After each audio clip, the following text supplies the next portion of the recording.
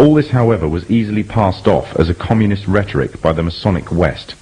However, on October the 26th, 1986, the Sunday Express became the first Western newspaper to run a front-page story confirming the findings of the Indian and Soviet newspapers entitled AIDS Made in Lab Shop. The outbreak of AIDS has been linked to vaccine programs around the world.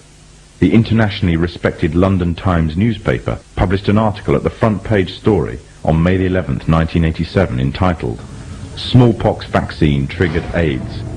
The article establishes a direct correlation between the smallpox vaccine administered by the World Health Organization to an estimated 50 to 70 million people in different Central African countries and the subsequent outbreaks of AIDS in those regions. The World Health Organization is the medical wing of the United Nations. The evidence suggests that AIDS is a genetically engineered virus spread through vaccination programs in third world countries, germ warfare against the innocent and the weak, aimed at eliminating an entire populace off the face of the earth. AIDS is nothing other than the modern-day final solution, and all of this for the purpose of installing an economic policy that would give complete global domination to the Masonic West. However, for the Freemasons' economic domination on its own is not enough. In order to have Masonic governments at the head of global union, under complete Masonic control, an economic union may suffice, but to keep it there, they would need a military union, and that union would be none other than the UN.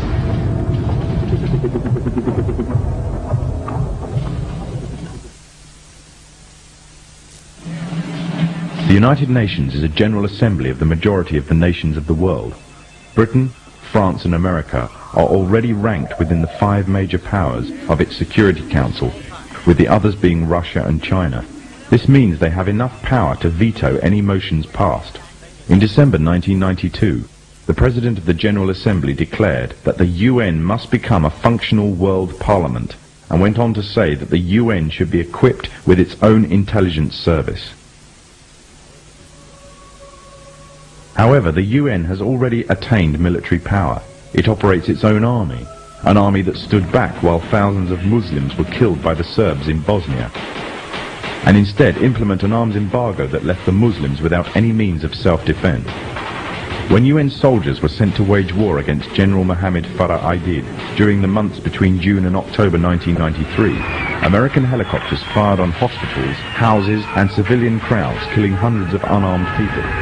After an attack in which 71 died, the head of the UN mission, Admiral Jonathan Howe, said, "We knew what we were hitting. It was well planned."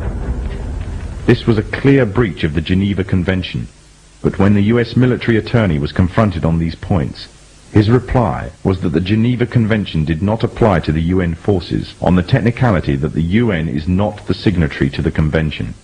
In other words, UN troops were free to commit any war crimes or atrocities they wanted and were above any law. In fact, the UN, far from bringing peace with it as it claims, instead has spread corruption in the land, leaving a trail of death and destruction wherever it has gone. Days of the Cold War, the very existence of the Soviet Union meant that the Freemasons' path to a global government would take time. Now that communism has been destroyed, it seems that the Freemasons can at last use the UN to achieve their goals of a global government, therefore having the entire world at their grasp with none to stand in their way, or so they thought. For as the earth cries out because of the corruption and injustice they have spread over the land, through the agonizing centuries of their domination, the world is witnessing the reawakening of an old warrior. Now the Freemasons have another enemy to contend with, an enemy which they have thought that they have destroyed, an enemy that will never bow down to the evil and demonic plan of the Freemasons. That enemy is Islam, and against it they have declared war.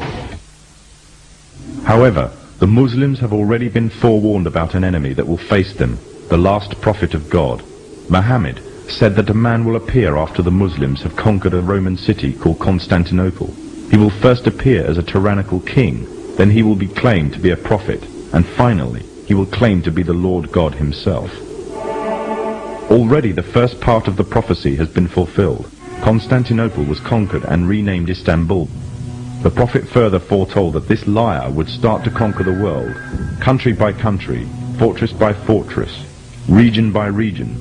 town by town, and no place will remain unscathed except the two holy cities of Mecca and Medina.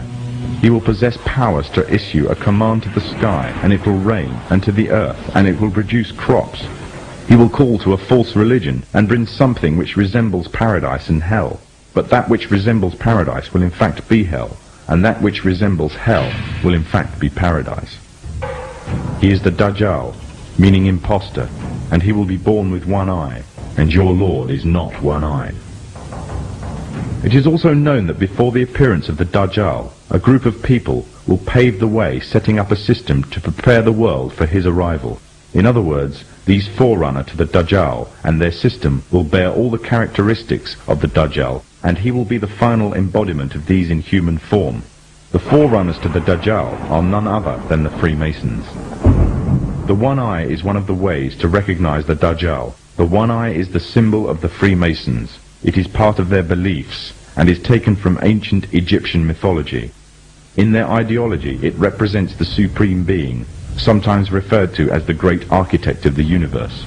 The scholars of Islam say that the similitude of the Dajjal is that of the Pharaoh who tarried with the prophet Moses. The Pharaoh was a tyrannical leader who elevated himself in status and declared himself to be God. He used magicians to create illusions and fool the people, and oppressed all who did not conform to his false religion. Today the Freemasons weave another kind of magic. The illusions they create take the form of hidden or openly propagated messages in films, televisions, cartoons, music, and all the other cogs in their well-oiled media machine. And this same media machine has continuously been put into action to slander and destroy the character of Islam, following another trait of the Dajjal, who goes further and slanders God directly. The Dajjal is an oppressor to all who do not follow him. He will have powers to increase the land harvest or destroy it, depending whether the people follow him. Similarly, the Freemasonic West, through the World Bank, hold the third world nations to ransom if they do not act in accordance with their wishes.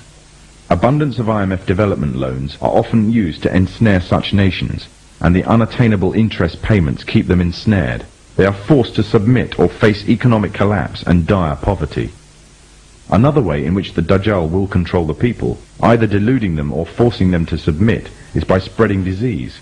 He will have the ability to spread disease or cure it, effectively playing God, and with this power he will delude many to his false religion.